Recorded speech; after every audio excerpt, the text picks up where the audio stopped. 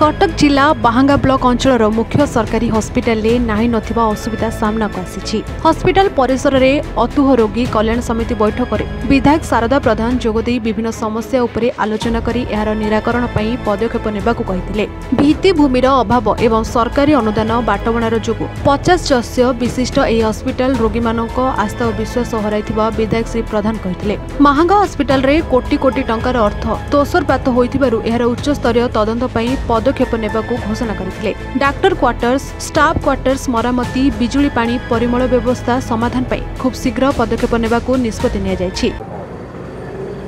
मु तो एटी अनुभव कले स्वाधीनतार 76 वर्ष परे महांगा बलिया साहित्य संस्कृति संपन्न जगार एवं एटी जगमोहन लाला माटी रे एभली एक डाक्तरखाना कि भूतखाना कौन देखली मु निजकू ठीक मन कर पाइली नहीं।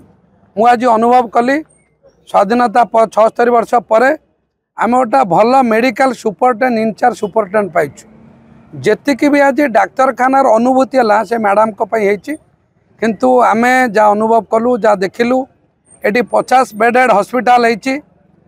50 बेडेड हॉस्पिटल समिति किसी इंफ्रास्ट्रक्चर डेवलपमेंट नहीं जा फल कि ए सीएससी अधीन आउ गोटा सीएससी अच्छी 7टा पीएससी अच्छी 30टी सब सेंटर अच्छा जदियो बहुत doctor paramedical staff technical staff खाली अच्छी किंतु भित्तिभूमिर अभाव दृष्टिकोण ये बहुत असुविधा सम्मुखीन होती। ये पाखापाखि ओडिशा सरकार बा भारत सरकार आम हॉस्पिटल योजना रे 4 कोटी 50 लाख ऊर्ध्व देते ए पर्यंत काम अत्यंत दुर्भाग्यजनक। मु तो आशा करी मु सरकार का पाखे आज अनुरोध करी ये एजेंसी एवं डिपार्टमेंट ना क्रिमिनाल प्रोसीडिंग हवा दरकार। महांगार 2 लाख लोक महांगार 2 लाख लोकंकर जीवन सहित जो ग्राम वार्स डिपार्टमेंट री कनिष्ठ जंत्री एवं एजेंसी ए 2 जनकर खामख्याली नीतिगणु आज जो आमर 2 लाख लोक आज आम हतसत होती। बहुत आमर जड़े आज पेसेंट युवा सांबादिक डेथ होगा ये 100 डायरिया पेसेंट आसुँच 2-3टी कथा आम आज गुरुत्व दौचु।